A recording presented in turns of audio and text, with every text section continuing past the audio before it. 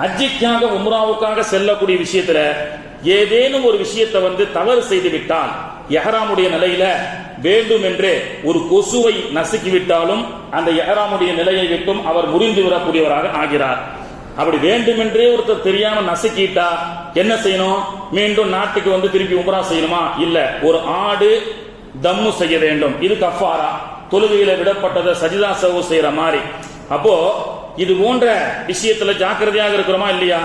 குறிப்பாக இஹ்ராமுடைய ஆடையில உம்ரா செய்யக்கூடிய ஹாஜிகள் தவாப் செய்துவிட்டு சை செய்து விட்டால் உம்ரா முடிந்து விடுகிறது. இஹ்ராமுடைய ஆடையிலிருந்து ரிலீஸ் ஆயிடுறார். இந்த இஹ்ராமுடைய ஆடையிலிருந்து ரிலீஸ் ஆகுறாங்க அப்படின்றதுக்கு உண்டான அர்த்தம் என்ன அப்படின்னு சொன்னா, முடிகளை களைவது. முடியை வெட்டிட்டா வேலை முடிஞ்சு போச்சு. அப்படி முடியை வெட்டும் பொழுது என்ன செய்ய வேண்டும்? இஹ்ராமுடைய டிரெஸ்ஸை நான் இதோடு கலட்டிக் கொள்கின்றேன், உம்ரா முடிவடைந்து விட்டது என்று என்ன செய்வார்கள்? குறிப்பாக பெண்கள், மொட்டை அடிக்காத பெண்கள் என்ன செய்வாங்க? முடியை கத்தரிப்பார்கள். ஆண்கள் முடியை கத்தரிப்பார்கள். ஆனால் இஹ்ராம் ஒரு ஆணோ பெண்ணோ, சஃபா மருவா முடிஞ்சு போச்சு, இஹ்ராம் களையக்கூடிய ஒரு சூழல்ல என்ன செய்வாங்கன்னா, ஒரு பெண் இன்னொரு பெண்ணுக்கு முடி வெட்டி விடுவாங்க.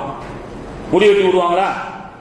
முதல்ல நம்மளுடைய இஹ்ராம கலந்துட்டு தான் அடுத்தவங்க முடி வெட்டணும். ஒரு சின்ன மிஸ்டேக் தான், ஆனா அதெல்லாம் உம்ராவே கூடாம போயிடும். முதல்ல நான் இஹ்ராம தவாப் செய்யறேன், சஹி செய்யறேன், முடிஞ்சிருச்சுன்னு சொன்னா, முடிந்தவுடன் என்னுடைய முடியை நான் முதலிலே வெட்டி விட்டு என்னுடைய இஹ்ராமுடைய நிலையிலிருந்து நார்மல் சட்டத்துக்கு வந்த பிறகுதான் என்னுடைய நண்பருடைய முடியை நான் வெட்டி விடணும். ஆனா நிறைய பேர் என்ன செய்வாங்க? முடிஞ்சு போச்சு அப்படின்னு சொல்லி வாங்க உங்க முடியை வெட்டி விடுறேன்னு பெண்கள் இன்னொருத்தரை முட்டி, அவங்க இஹ்ராம்ல நிலையிலிருந்து வெளியே ஆயிருக்க மாட்டாங்க. அவங்க வெளியே வராமலேயே அடுத்தவர்களுக்கு முடி வெட்டிட்டே இருப்பாங்க. அப்ப அது வெட்ட வெட்ட இஹ்ராமுடைய நிலையில் இருந்து பாவம் செய்வதாக ஆகிவிடும். இது போன்ற சட்டங்களை எல்லாம் நாம் தெரிந்து உம்ரா ஹஜ்ஜினுடைய சட்டத்தை நாம் நிறைவேற்ற வேண்டும். வல்ல ரஹ்மான் பாக்கியத்தை தருவானாக. பாக்கியம் நிறைந்த அந்த பூமிக்கு அதிகமாக சென்று வரக்கூடிய தௌஃபீக்கை அல்லாஹு தஆலா நமக்கும் நம்முடைய குடும்பத்தார்களுக்கும் நம்முடைய சந்ததிகளுக்கெல்லாம் தந்து அருள் புரிவானாக. சஃபா மருவா மக்காவிலே இருக்கக்கூடிய மினாவாக இருக்கட்டும், முஸ்தலிஃபாவாக இருக்கட்டும், அரஃபாவாக இருக்கட்டும், இங்கெல்லாம் ஏன் சென்று அல்லாஹ் தங்க சொன்னான்? நபிகள் நாயகம் எதனால் தங்கினார்கள்? ஹஜருல் அஸ்வத் என்ற கல்லை முத்தமிடுவதுதான் முதல் ஒரு சுன்னத்து. அங்கே சென்ற பிறகு ஹஜருல் அஸ்வத் என்று சொல்லக்கூடிய சொர்க்கத்துக்கள், அந்த கல்லை முத்தமிடுவதற்கு லட்சோப லட்ச மூமின்கள் தவமிருந்து காத்திருந்து முத்தமிடுகிறார்கள். ஒரு முறை உமர் ரலியல்லாஹு அன்ஹு அவர்கள் ஹஜருல் அஸ்வதை முத்தமிட்ட பிறகு சொன்னார்கள், ஓ ஹஜருல் அஸ்வதே, நீ ஒரு சாதாரண கல், உனக்கு நான் முத்தம் ஏன் விடுகின்றேன் தெரியுமா? நபிகள் நாயகம் ஸல்லல்லாஹு அலைஹி வஸல்லம் அவர்கள் உனக்கு முத்தமிட்டார்கள், எனவே நான் உனக்கு முத்தமிடுகிறேன் என்று உமர் ரலியல்லாஹு அன்ஹு அவர்கள் சொல்லும் பொழுது அதை செறியுற்ற அலி ரலியல்லாஹு அன்ஹு அவர்கள் சொன்னார்கள், உமரே, ஹஜருல் அஸ்வத் என்பது சாதாரண கல்லு அப்படின்னு நீங்க சொல்லிட்டீங்களே, அப்படி சொல்லக்கூடாது. ஏனென்றால் ஹஜருல் அஸ்வதை பற்றி நபிகள் நாயகம் அவர்கள் சொன்னார்கள், அது சொர்க்கத்திலிருந்து வரப்பட்ட கல். அது வரும் பொழுது பாலை போன்று வெண்ணிறமாக வெள்ளையாக இருந்தது. பனி ஆதமுடைய மக்களுடைய பாவத்தை அது சுமந்து மனிதனுடைய உதடு பட பட அந்த பாவத்தின் காரணமாக அஜருல் அபுயல் என்று இருந்த அந்த கல் அஜருல் அஸ்வதாக மாறியது. அந்த கல்லை உமரே, நீங்கள் சாதாரண கல் என்று சொல்கின்றீர்களே, இதா அஷ்அத, அந்த கல்லு சாட்சி சொல்லும் கியாமத்து நாளிலே. தன்னை யாரெல்லாம் முத்தமிட்டார்களோ, தன்னை யாரெல்லாம் தன்னை வரமாக வலம் வந்தார்களோ அவர்களை அனைவரையும் அது ரெக்கார்ட் செய்து கொள்கிறது. ஸல்லல்லாஹு அலைஹி வஸல்லம் சொன்ன ஹதீஸ். அலி ரலியல்லாஹு அன்ஹு அவர்கள் உமர் ரலியல்லாஹு அன்ஹு அவர்களுக்கு நினைவூட்டுகின்றார்கள், சாதாரண கல்லுன்னு சொல்றீங்களே, அது கியாமத்து நாளிலே தன்னை முத்தமிட்ட அனைவரையும் அது சாட்சியாக எடுத்துக்கொண்டு கியாமத்து நாளிலே கோடான கோடி மூமின்களுக்கு அது சாட்சி சொல்லக்கூடியதாக இருக்கிறது. அப்படி என்று அலி ரலியல்லாஹு அன்ஹு அவர்கள் நபிகள் நாயகம் ஸல்லல்லாஹு அலைஹி வஸல்லம் அவர்கள் ஹஜருல் அஸ்வதுடைய சிறப்பை பற்றி சொன்னார்களே, அந்த ஹதீஸை எடுத்து காட்டும் பொழுது உமர் ரலியல்லாஹு அன்ஹு அவர்கள் சொன்னார்கள், நான் தெரியாமல் சொல்லிவிட்டேன், சாதாரண கல் என்று தெரியாமல் சொல்லிவிட்டேன். அலி ரலியல்லாஹு அன்ஹு அவர்கள் மட்டும் எனக்கு ஞாபகம் மூட்டவில்லை என்று சொன்னால் உமர் நாசம் அடைவதிலே எந்த சந்தேகமும் இல்லை என்று சொன்னார்கள்.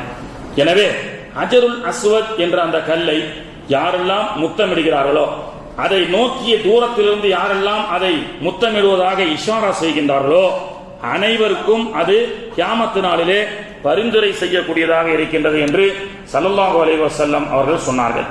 கண்ணியத்திற்குரியவர்களே, ஹாஜிகள் எல்லாம் 8ஆம் நாள் அன்று மினாவுக்கு முதலாக ஹஜ்ஜினுடைய கடமையை நிறைவேற்றுவதற்கு மினாவுக்கு செல்ல இருக்கிறார்கள்.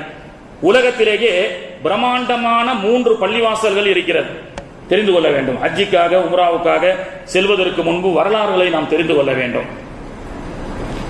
உலகத்தில் பிரம்மாண்டமான ஒரு 3 பள்ளிவாசல் இருக்கு. வருஷத்துல 355 நாள் அந்த பள்ளிவாசல் பூட்டப்பட்டிருக்கும். வெறும் 10 நாள் 3 நாட்கள் மட்டுமே திறக்கப்பட்டு வழிபாடு நடத்தப்படும். அப்படிப்பட்ட ஒரு பள்ளிவாசல். வருஷத்துல சில தினங்கள் மட்டுமே அந்த பள்ளிவாசல் திறக்கப்படும். மற்ற நேரத்தில் பூட்டி தான் இருக்கும். பாங்கம் கிடையாது, தொழுகையும் நடக்காது. அந்த பள்ளிவாசல் தான் இப்பொழுது ஜெகஜோதியாக பிறை 8 பிறை 13 வரை ஹாஜிகளுக்காக திறக்கப்பட்டு அங்கே பாங்கு சொல்லப்பட்டு அங்கே தொழுகை நடக்கும். சில பள்ளிகளிலே 5 வக்தும், சில பள்ளிகளிலே 3-4 நாட்களும் திறந்து வைக்கப்பட்டிருக்கும். அப்படிப்பட்ட பிரம்மாண்டமான 3 பள்ளிவாசல்கள் வருடத்திலே சில நாட்கள் மட்டுமே திறக்கப்படக்கூடிய அந்த சிறப்பு மிகு பள்ளிவாசல்கள். அது என்ன? முதல்ல மஸ்ஜிதே கைஃப் என்று சொல்லக்கூடிய மினாவிலே இருக்கக்கூடிய பள்ளிவாசல். ஹாஜிகள் 8 அன்று அங்கே சென்று அந்த பிறை 8 அன்று லுகர், அசர், மக்ரிப், இஷா அன்று மறுநாள் ஃபஜர் வரை மட்டுமே அங்கே தொழுவார்கள். அந்த மினாவினுடைய அந்த பள்ளிவாசல் பிறை 13 வரை மட்டுமே திறக்கப்பட்டிருக்கும். அந்த மஸ்ஜிதுல் கைஃபுடைய வரலாறு என்ன? மினாவுல வருஷத்துல அந்த குறிப்பிட்ட நாட்கள் மட்டுமே அந்த பள்ளிவாசல் மஸ்ஜிதுல் கைஃப் என்று சொல்லக்கூடிய மினாவிலே இருக்கக்கூடிய பள்ளிவாசல். அந்த பள்ளிவாசலுடைய வரலாறு என்ன? அந்த பள்ளிவாசலுடைய சிறப்பை பற்றி சொல்லி காட்டுகின்றார்கள். இப்னு அப்பாஸ் ரலியல்லாஹு அன்ஹு அவர்கள், நாயகம் அவர்கள் சொன்னார்கள், மஸ்ஜிதுல் கைஃபிலே சுமார் 75 நபிமார்கள் நின்று தொழுதிருக்கிறார்கள். வழிப்போக்கர்களாக வந்து அந்த இடத்திலே நின்று தொழுதிருக்கிறார்கள். 75 நபிமார்களுடைய புனித பாதங்கள் அந்த பள்ளிவாசலில் நின்று தொழப்பட்டிருக்கிறது. அடுத்து இந்த துல்ஹஜ்ஜினுடைய வரலாற்று நாயகர் என்று சொல்லக்கூடிய இப்ராஹிம் அலைஹிஸ்ஸலாமுடைய வீடு அங்கே இருந்தது. மஸ்ஜிதுல் கைஃப் என்பது இப்ராஹிம் அலைஹிஸ்ஸலாமுடைய வீடு. அந்த ஹாஜரா அம்மாவும் இஸ்மாயில் அலைஹிஸ்ஸலாம் அவர்களும் வாழ்ந்த அந்த வீடுதான் பிற்காலத்தில் பள்ளிவாசல்களாக உருவாக்கப்பட்டது. தியாக வரலாறு என்பது ஒரு குடும்பம் ஒரு நபியினுடைய வீட்டை அல்லாஹு தஆலா மினாவாக அமைத்து மஸ்ஜிதுல் கைஃபாக அங்கே அமைத்து என்னுடைய நபியினுடைய குடும்பமும் தங்கிய அந்த மினா என்ற பகுதியில அது ஹரமை விட்டு தள்ளி இருந்தாலும் அங்கே என்னுடைய நபியும் என்னுடைய பிரியத்திற்குரிய நபியும் குடும்பத்தார்களும் வாழ்ந்த அந்த சிறப்பான பூமி. அவர்கள் செய்த தியாக வரலாற்றின் காரணமாக கியாமத் நாள் வரை அந்த மினாவுக்கு செல்லக்கூடிய எல்லா ஹாஜிகளும் அவர்கள் உலகத்திலே எத்தனை ஸ்கொயர் ஃபீட்ல வீடு கட்டி சொகுசாக பங்களாக்களிலே வாழ்ந்தாலும் என்னுடைய நபி இப்ராஹிம் நபி அவர்கள் வாழ்ந்த அந்த இல்லமான அந்த பகுதியை சார்ந்த மினா மஸ்ஜிதுல் கைஃப் என்ற இடத்திற்கு நீங்கள் தங்க வேண்டும் என்பதுதான் மினாவினுடைய தத்துவம். என்ன போய் தங்க சொல்றாங்க? இதான் வரலாறு. இப்ராஹிம் நபியினுடைய குடும்பத்தார்கள் தங்கிய அந்த இடம் 5000 ஆண்டுகளுக்கு முன்பதாக என்னுடைய நேசர் வாழ்ந்த அந்த வீட்டை அல்லாஹு தஆலா தன்னுடைய இல்லமாக பிரகடனம் செய்து வரக்கூடிய ஹாஜிகளை அங்கே தங்க வைத்தான். அடுத்து முஸ்தலிஃபா, உலகத்திலேயே முஸ்தலிஃபா என்று சொல்லக்கூடிய ஸ்பிரிங் பூமி என்று சொல்வார்கள். அதாவது முஸ்தலிஃபா என்ற இடம் இருக்கின்றது. இப்ராஹிம் அலைஹிஸ்ஸலாம் அவர்கள் கனவு கண்டார்கள் மகனை அறுக்கும்படி. அப்பொழுது இந்த கனவை தன்னுடைய மனைவி பிள்ளைகளுக்கு எடுத்து சொல்லி அது சம்பந்தமாக ஆலோசனை நடத்தியிருந்தான் இடம் முஸ்தலிஃபா என்று சொல்லக்கூடிய இப்ராஹிம் நபி அவர்கள் தன்னுடைய மனைவி ஹாஜர் அம்மாவையும் தன்னுடைய மகனார இஸ்மாயில் அலைஹிஸ்ஸலாம் அவர்களையும் அழைத்து வந்து இது போன்ற அல்லாஹ் கனவு கொடுத்திருக்கிறான், என்ன செய்யலாம்னு அவர்கள் மஷூரா செய்த இடம்தான் முஸ்தலிஃபா. அந்த மஸ்ஜிதுக்கு பெயர் மஷ்அரில் ஹராம். குர்ஆனிலே அல்லாஹ் தஆலா சொல்லி காட்டுகின்றான், ஃபைதா அஃபல்தும் மின் அரஃபாத்தின், நீங்கள் அரஃபாவுக்கு சென்றால் இந்த மஷ்அரில் ஹராம் என்ற பள்ளிவாசலிலே சென்று நீங்கள் வதுகுருல்லாஹ, அல்லாஹ்வை நினைவு கூறுங்கள் அப்படின்னு சொன்னான். மஷ்அரில் ஹராம் என்பதும் முஸ்தலிஃபா என்பதும் எந்த இடம்? இப்ராஹிம் நபி அவர்கள் தான் கண்ட கனவை அமல்படுத்துவதற்குண்டான ஒரு முடிவை எடுத்த இடம்தான் முஸ்தலிஃபா. முஸ்தலிஃபா என்பது அந்த பூமியை அல்லாஹு தஆலா பரக்கத்தாக ஆக்கி வைத்தான். இன்னைக்கு 60 லட்சத்திலிருந்து 70 லட்சம் மக்கள் வரை இன்னைக்கு ஹஜ்ஜிக்காக உலகமெங்கும் இருக்கக்கூடிய ஹாஜிகள் ஒன்று கூடி இருக்கின்றார்கள். ஒரு கால் உலக மக்கள் அனைவரும், எத்தனை கோடி மக்கள் வாழ்றாங்க, அத்தனை கோடி மக்களும் முஸ்தலிஃபாவுக்கு சென்றால் அங்கே நிற்கக்கூடிய அந்த இடத்தை அல்லாஹு தஆலா விசாலமாக்கி தருவான். ஸ்பிரிங் பூமி, உலகத்தில் இருக்கக்கூடிய எல்லோரும் சென்றாலும் முஸ்தலிஃபாவிலே ஒன்று கூட முடியும். அப்படிப்பட்ட அற்புத பூமி உலகத்தில் எங்கும் பார்க்க முடியாது. இப்ராஹிம் அலைஹிஸ்ஸலாம் அவர்களும் தன்னுடைய மனைவி ஹாஜர் அலைஹிஸ்ஸலாம் அவர்களும் தன்னுடைய மகனான இஸ்மாயில் அலைஹிஸ்ஸலாம் அவர்களும் தன்னுடைய இன்னுயிரை அல்லாஹ்வுக்காக எடுத்துக் கொள்ளுங்கள் என்ற அந்த தன்னுடைய மகனார் சொன்ன அந்த வார்த்தை நடந்த இடத்தை அல்லாஹு தஆலா முஸ்தலிஃபா மஷ்அரில் ஹராமாக அல்லாஹு தஆலா ஆக்கி வைத்தான். அரஃபா, அரஃபா இல்லை என்று சொன்னால் ஹஜ் என்பதே கிடையாது. அல் ஹஜ் அரஃபா என்று ஸல்லல்லாஹு அலைஹி வஸல்லம் அவர்கள் சொன்னார்கள். ஹஜ் என்றாலே அரஃபா தான் அப்படின்னு சொன்னாங்க. அரஃபா சந்தித்த இடம், அந்த பெயரிலேயே சந்தித்தல் அப்படி என்று ஒரு வார்த்தை இருக்கின்றது. சொர்க்கத்தில் நம்ம அனைவருக்கும் தெரியும், சொர்க்கத்திலிருந்து பூமிக்கு அனுப்பப்பட்ட ஆதம் அலைஹிஸ்ஸலாம் அவர்களும் ஹவ்வா அலைஹிஸ்ஸலாம் அவர்களும் ஆங்காங்கே பிரிந்து உலகத்திலே தேடிக்கொண்டிருக்கக்கூடிய ஒரு சூழலிலே இருவரும் சந்தித்த இடம் அரஃபா. எவ்வளவு ஒரு குடும்பவியலை அல்லாஹு தஆலா, ஒரு குடும்ப தியாக வரலாற்றினுடைய ஒரு குடும்பவியலை அல்லாஹு தஆலா கோர்த்து அந்த குடும்பவியலுடைய அந்த அற்புத தியாக வரலாற்றுக்கு சொந்தமான அந்த இடத்திலே கியாமத் நாள் வரை வரக்கூடிய எல்லா மக்களையும் சங்கமிக்க செய்து தங்க வைத்தான் அல்லாஹு தஆலா. அதுதான் ஹஜ் என்ற ஒரு அற்புதம். இப்ப அரஃபா பல ஆண்டுகளாக ஆதம் நபி அவர்களும் ஹவ்வா அலைஹிஸ்ஸலாம் அவர்களும் பூமியிலே பிரிந்து கிடந்து ஒன்றாக சேர்ந்த இடம் அரஃபா. அந்த அரஃபாவிலே இருக்கக்கூடிய பள்ளிவாசலுடைய பெயர் மஸ்ஜிதே நமீரா என்று சொல்லக்கூடிய பள்ளிவாசல். இந்த 3 பள்ளிவாசல் தான் வருஷத்துல சில நாட்கள் மட்டுமே திறக்கப்படும். பிரம்மாண்டமான பள்ளி, மற்ற நாட்கள்ல பூட்டி வைக்கப்படும். அங்கே பாங்கு சொல்லப்படாது, தொழுகை நடத்தப்படாது. இந்த மஸ்ஜிதே நமீரா, மஸ்ஜிதுல் கைஃப், மஷ்அரில் ஹராம் என்று சொல்லக்கூடிய இந்த 3 பிரம்மாண்டமான பள்ளிவாசல்கள் ஹஜ்ஜினுடைய காலத்துல ஹாஜிகள் சில வக்துகள் தொழுவதற்காக மட்டுமே திறக்கப்பட்ட ஒரு பள்ளி. அந்த பள்ளியினுடைய வரலாற்று பின்னணி என்பது இப்ராஹிம் நபி அவர்கள் வாழ்ந்த வீடு, இப்ராஹிம் அவர்களுடைய தியாக வரலாற்றுக்கு சொந்தமான ஆலோசனை செய்த இடம். மஸ்ஜிதுல் நமீரா என்பது ஆதம் அலைஹிஸ்ஸலாமும் ஹவ்வா அலைஹிஸ்ஸலாமையும் அல்லாஹு தஆலா சொர்க்கத்திலே ஒன்று சேர்த்தான். உலகத்துக்கு வந்ததற்கு பிறகு எல்லாமே சட்டத்தின் அடிப்படையில் தான் நிறைவேற்றப்பட வேண்டும். இப்போ ஆதம் அலைஹிஸ்ஸலாமும் ஹவ்வா அலைஹிஸ்ஸலாமும் 2 பேரும் ஒன்று சேர்ந்து விட்டார்கள். திருமணம் முடிக்கணுமா இல்லையா? சொர்க்கத்தில் அல்லாஹ் ஒன்று சேர்ந்து இருன்னு சொல்லிட்டான். சொர்க்கமும் உலகமும் ஒன்னா? உலகத்துக்கு வந்தவன ஒரு ஆண் ஒரு பெண்ணை தேர்ந்தெடுத்துக் கொள்ள வேண்டும் என்று சொன்னால் ஷரியத், சட்டம் என்பது ஒன்று இருக்கா இல்லையா? நிக்கா முடிக்கணுமா இல்லையா? அப்பொழுது இன்று இருக்கக்கூடிய அரஃபா என்ற இடத்துல ஆதமும் ஹவ்வா அலைஹிஸ்ஸலாம் அவர்களும் சந்தித்த பொழுது அல்லாஹு தஆலா திருமணத்தை தஜ்தீது செய்ய சொன்னான். திருமணம் முடிந்த இடம். நம்முடைய பாபா அம்மாவுக்கு திருமணம் உலக ரீதியில ஷரியத்தின் அடிப்படையில கணவன் மனைவி என்ற ஒரு திருமண ஒப்பந்தம் நடைபெற்று அதிலிருந்து தான் அவர்கள் உலகத்தில கணவன் மனைவியாக வந்தார்கள். அந்த நிக்கா நடந்த இடம் எது? மஸ்ஜிதே நமீரா என்று சொல்லக்கூடிய அரஃபாவிலே இருக்கக்கூடிய இடம். கண்ணியத்திற்குரியவர்களே, ஆக ஹஜ்ஜி என்ற இந்த சிறப்பான அமல் ஒவ்வொரு பள்ளிவாசலும் ஒவ்வொரு நாம் தங்கக்கூடிய இடமும் இறைவனுடைய தியாக வரலாற்றுக்கு, நபிமார்களுடைய தியாக வரலாற்றுக்கு சொந்தமாகவே இருந்து கொண்டிருக்கின்றது. எனவே கண்ணியத்திற்குரிய அல்லாஹ்வின் நல்லடியார்களே, இது போன்ற நல்ல சிறப்பான இடத்திற்கு சென்று அங்கே ஹஜ்ஜிக்காக உம்ராவுக்காக செல்லக்கூடிய பாக்கியத்தை அல்லாஹு தஆலா நாம் அனைவருக்கும் தருவானாக.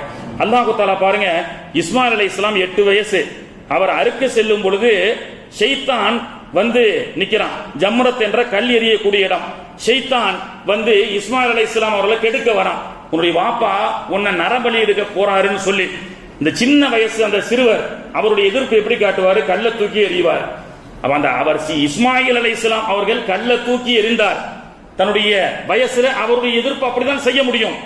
ஆனால் அல்லாஹு தஆலா என்னுடைய 7-8 வயது இஸ்மாயில் அங்கே ஷைத்தான் என்ற அந்த துஷ்மனுக்கு அவருடைய எதிர்ப்பை காட்டுவதற்காக கல்லை தூக்கி எறிந்தாரே. ஓ மக்களே, கியாமத் நாள் வரை அந்த என்னுடைய இஸ்மாயில் அவர் 7 வயது சிறுவர் தான். ஆனால் தியாக வரலாற்றுக்கு சொந்தக்காரர். எனவே அந்த இடத்திற்கு 8 வயசு சிறுவர் செய்த அந்த கல்லு தூக்கி எறியப்பட்ட அந்த செயல் அல்லாஹ்வுக்கு பிடித்தது. எனவே அங்கே 80 வயசு கிழவர்கள் சென்றாரும் என்னுடைய 8 வயது இஸ்மாயில் செய்த செயலை நீ செய், கல்லை தூக்கி எறி என்று அல்லாஹ் தஆலா சொன்னான். ஒரு குடும்பத்தினுடைய ஒரு தியாக வரலாற்றை ஹவ்வா அலைஹிஸ்ஸலாம் அவர்கள் சஃபா மர்வாவிலே ஓடினார்கள், நீயும் ஓடு என்று அல்லாஹ் சொன்னான். இஸ்மாயில் அலைஹிஸ்ஸலாம் அவர்கள் கல்லை தூக்கி எறிந்தார்கள், நீயும் கல்லை தூக்கி எறி என்று அல்லாஹ் சொன்னான். அந்த இடத்துல என்னுடைய இமேஜ், என்னுடைய மிகப்பெரிய கர்வம் எல்லாத்தையும் அழிக்கப்பட்டு ஒரு சிறுவர் செய்த செயல், ஒரு பெண்மணி செய்த செயல், நபிமார்கள் செய்த செயலை அல்லாஹ் தஆலா செய்ய வைத்து அல்லாஹ் தஆலா ஆஜிகளுடைய அந்த பாவத்தை மன்னிக்கின்றான் என்று சொன்னால், அப்படிப்பட்ட அந்த புனித ஸ்தலங்கள் ஒவ்வொன்றும் மிகப்பெரிய அற்புத வரலாற்றுக்கு, தியாக வரலாற்றுக்கு சொந்தமாக இருக்கின்றது. அடுத்து மதீனாவுக்கு வருகின்றோம். எந்த ஊரிலும் உலகத்திலே ஒருவர் சொர்க்கத்திற்கு நான் சென்று வந்துவிட்டேன் என்று யாராலும் சொல்ல முடியாது. உருதிலே சொல்வார்கள், ஜன்னத் மே மதீனா நஹி ஹே லேக்கின் மதீனா மே ஜன்னத் ஹே என்று சொல்வார்கள். ஸல்லல்லாஹு அலைஹி வஸல்லம் அவர்கள் சொன்னார்கள், உலகத்தில் அமெரிக்காவுக்கு போகலாம், ஜெர்மனி, இத்தாலியன் போன்ற பெரும் பெரும் நாடுகளுக்கு செல்லலாம், அதுவெல்லாம் பார்ப்பதற்கு சொர்க்கமாக இருக்கும், ஆனால் சொர்க்கமாக ஆகாது. ஆனால் உலகத்தில் ஒருத்தர் நான் சொர்க்கத்துக்குள்ள போயிட்டு வந்துவிட்டேன் என்று சொல்வதற்கு தகுதியான ஒரு இடம் என்று சொன்னால், மாக்கான மைன பைத்தி மென்பரி, என்னுடைய வீட்டிற்கும் என்னுடைய பள்ளிவாசலுக்கும் இடைப்பட்ட இடம் இருக்கின்றது, அது ரௌதாத்துல் ஜன்னா என்று ஸல்லல்லாஹு அலைஹி வஸல்லம் அவர்கள் சொன்னார்கள். பெருமானார் அவர்கள் வீட்டிற்கும் மெம்பர் படிக்கும் நடந்து வரக்கூடிய அந்த இடம் இருக்கின்றது, ஒரு சின்ன சதுரடி உடைய ஒரு இடம். அந்த இடத்தை பெருமானார் அவர்கள் சொன்னார்கள், அது ரௌலாத்துல் ஜன்னா, சொர்க்கத்தின் ஒரு பகுதி என்று சொன்னார்கள். அந்த சொர்க்கம் என்ற அந்த ரௌலாத்துல் ஜன்னாவிலே ஒரு மூமின், ஒரு ஹாஜி, ஒரு முஅத்தமிர் 2 ரக்அத் தொழுது விட்டால் அவருக்கு சொர்க்கம் உண்டு என்று ஸல்லல்லாஹு அலைஹி வஸல்லம் அவர்கள் சொன்னார்கள். ஜன்னத் மே மதீனா நஹி ஹே லேக்கின் மதீனா மே ஜன்னத் ஹே, மதீனாவிலே சொர்க்கம் இருக்கின்றது. அப்படிப்பட்ட அந்த சொர்க்க பூமியிலே சென்று நாம் 2 ரக்அத் தொழுது விட்டு வர வேண்டும். அல்லாஹ் தஆலா தௌஃபீக் செய்வானாக. கண்ணியத்திற்குரியவர்களே, எந்த பூமிக்கும் இல்லாத சிறப்பு மதீனா. ரசூலுல்லாஹி ஸல்லல்லாஹு அலைஹி வஸல்லம் அவர்கள் பிறப்பதற்கு 800 ஆண்டுகளுக்கு முன்பு கௌமு துப்பா என்ற ஒரு ஆட்சியாளர் மதீனாவை போர் தொடுப்பதற்காக வந்தார். மதீனாவுடைய அழகு, மதீனாவுடைய வளப்பை பார்த்து அவர் போர் தொடுப்பதற்காக வந்தார். ரசூலுல்லாஹி ஸல்லல்லாஹு அலைஹி வஸல்லம் அவர்கள் பிறப்பதற்கு முன்பு 800 ஆண்டுகளுக்கு முன்பு நடைபெற்ற செய்தி. அப்பொழுது மதீனாவை அடைவதற்காக ஒரு கூட்டம் போர் செய்வதற்காக கௌமு துப்பா என்ற ஒரு ஆட்சியாளர் வரும் பொழுது மதீனா வாசிகள் எல்லாம் தன்னுடைய ஊருக்கு போர் செய்ய வந்திருக்கிறாங்க, ஊரை பிடிப்பதற்கு வந்திருக்கிறார்கள், தங்களை கொலை செய்ய வந்திருக்கிறார்கள். அப்படிப்பட்ட அந்த மதீனா வாசிகள் ஊரை பிடிப்பதற்காக வந்த அந்த கௌமு துப்பாவுடைய ஆட்சியாளர்களுக்கு எல்லாம் விருந்து வச்சு உபசரிப்பு செய்யறாங்க. ஊரை பிடிக்க வந்த, தன்னை கொலை செய்ய வந்த, ஊரை விட்டு விரட்டி அடிக்க வந்த அந்த மக்களுக்கு மதீனாவாசிகள் விருந்து உபசரிப்பு செய்கிறார்கள். செய்துவிட்டு சொன்னார்கள், நீங்கள் வந்திருக்க பூமி எப்படிப்பட்ட பூமி தெரியுமா? இது போர் செய்யக்கூடிய பூமி அல்ல, இது வந்தாரை வாழ வைக்கும் பூமி. இங்கே தௌராத், இன்ஜீல், ஜபூரிலே சொல்லப்பட்ட நபிகள் நாயகம் ஸல்லல்லாஹு அலைஹி வஸல்லம் என்ற முஹம்மத் என்ற நபி வர இருக்கக்கூடிய புனிதமான பூமி. ரசூலுல்லாஹ் பிறக்கலங்க. ரசூலுல்லாஹி ஸல்லல்லாஹு அலைஹி வஸல்லம் பிறப்பதற்கு 800 வருஷத்துக்கு முன்பு மதீனத்து மக்கள் சொல்கின்றார்கள், இங்கே தி ப்ராஃபட் முஹம்மத் ஸல்லல்லாஹு அலைஹி வஸல்லம் அவர்கள் வர இருக்கின்றார்கள். இது கருணையுள்ள பூமி, இது சண்டை போடக்கூடிய பூமி அல்ல என்று கௌமு துப்பா சிந்திக்கிறார். உலகத்துல ஒருத்தன் வந்து புரட்சி செய்து அவன் வாழ்ந்த பூமிக்கு அவருடைய அந்த கொள்கைகளை பற்றி பேசலாம். ஆனால் பிறக்காத ஒரு மனிதர், இன்னும் பிறக்கவே இல்லை, ஆனால் அவர் பிறப்பதற்கு முன்பே அவருடைய கொள்கையை அந்த பூமி மக்கள் பேசுகின்றார்கள் என்று சொன்னால் எப்படிப்பட்ட நபி, அவரை நான் பார்க்க வேண்டும் என்று சொல்லி வந்த அந்த அரசன் எல்லா சிப்பாய்களையும் ஊருக்கு அனுப்பிவிட்டு மதீனாவிலேயே நபிகள் நாயகத்தை எதிர்பார்த்து தங்குகிறார். வரலாறு. அவருடைய கடைசி காலத்து வரைக்கும் ரசூலுல்லாஹ் பார்த்தாரு, வரல. ஒரு கடிதத்தை அந்த வீட்டில் எழுதிவிட்டு, ஒரு வீட்டை அந்த ஊரில் கட்டிவிட்டு, ஒரு சஹாபியத்தில் அதை ஒப்படைத்து விட்டு நபிகள் நாயகம் வருவார். வந்தால் இந்த வீட்டுக்குத்தான் வருவார். அவர் வந்தால் இந்த கடிதத்தை கொடுங்கள் என்று நபிகள் நாயகத்தை பார்ப்பதற்கு முன்பு, பிறப்பதற்கு முன்பே மதீனாவிலே கௌமு துப்பா என்பவர் நபிகள் நாயகத்தை ஈமான் கொண்டு வஃபாத் ஆகிறார். ரசூலுல்லாஹ் மதீனாவுக்கு வராங்க. ஒட்டகம் அந்த கௌமு துப்பா கட்டி கொடுத்த அந்த வீட்டிலே நிற்கிறது. அங்கே ரசூல் ஸல்லல்லாஹு அலைஹி வஸல்லம் அவர்கள் தங்கிறார்கள். இன்னும் நீங்கள் ரசூல் ஸல்லல்லாஹு அலைஹி வஸல்லமுடைய தர்பாருக்கு பக்கத்துல ஒரு ரைஸ் மில்க்கு வர மாதிரி ஒரு குப்பா வரும். அதுதான் அபு அய்யூபுல் அன்சாரி ரலியல்லாஹுடைய வீடு என்றதை நாம் வரலாறை தெரிந்து கொள்ள வேண்டும். கண்ணியத்திற்குரியவர்களே, ஆக அல்லாஹு தஆலா ஒரு ஊரை சிறப்பாக்கி வைத்திருக்கின்றான். அல்லாஹ்வுடைய நாட்டம், அல்லாஹ் யாருக்கு கண்ணியத்தை நாடுகின்றானோ அவர்களுக்கு அல்லாஹ் கண்ணியத்தை கொடுக்கின்றான்.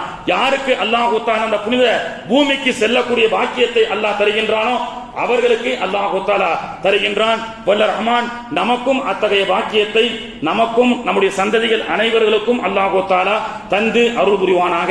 ஹாஜிகளும் இந்த 10 நாட்கள் தன்னுடைய கடமைகளை செய்வதை போன்று ஹஜ்ஜி செய்யாத நமக்கும் சில விஷயங்கள் இந்த 10 பிறையிலே இருக்கிறது. அநேகமாக இன்னைக்கு இரவு பிறை தெரிந்தால் துல்ஹஜ்ஜுடைய பிறை 1. யாரெல்லாம் குர்பானி கொடுக்க இருக்கின்றீர்களோ, குர்பானி யாரு கொடுக்கணும் சட்டத்தை பற்றி இன்ஷா அல்லாஹ் அடுத்த வாரம் ஜும்மாவுல பேசுவோம். யாரெல்லாம் குர்பானி கொடுக்க நாடி இருக்கின்றீர்களோ, குர்பானி கொடுக்கக்கூடியவர்கள் இன்று அசருக்குள் உங்களுடைய முடியை நகத்தை கலைந்து கொள்ளுங்கள். பிறை 1 குர்பானை கொடுக்கும் வரை நகத்தை முடியை கலையாமல் இருப்பது என்பது ஒரு சுன்னத்து. எனவே அதை பின்பற்றி இன்ஷா அல்லாஹ் யாருக்கேனும் அந்த தேவைகள் இருந்தால் அசரோடு கொடுத்துக் கொள்ளுங்கள். ஏனென்றால் சக்குடைய நாள் இன்னைக்கு பெற தெரிஞ்சா அப்புறம் ஒன்றும் பண்ண முடியாது. சோ அந்த அமலை நம்ம செய்யணும். அடுத்து நமக்கு இருக்கக்கூடிய ஒரு அமல் என்னவென்று சொன்னால், பிறை 9 அன்று அரஃபா அன்று நோன்பு வைக்க வேண்டும். இன்ஷா அல்லாஹ் அந்த அறிவிப்பையும் அதனுடைய சிறப்பை பற்றியும் அடுத்த வார ஜும்மாவிலே பேசுவோம். வல்ல ரஹ்மான் தௌஃபீக் செய்வானாக. சுன்னத் தொழுகாதவங்க தொழுது கொள்ளுங்கள். வாஹிரு தஅவானா அனில் ஹம்துலில்லாஹி ரப்பில் ஆலமீன்.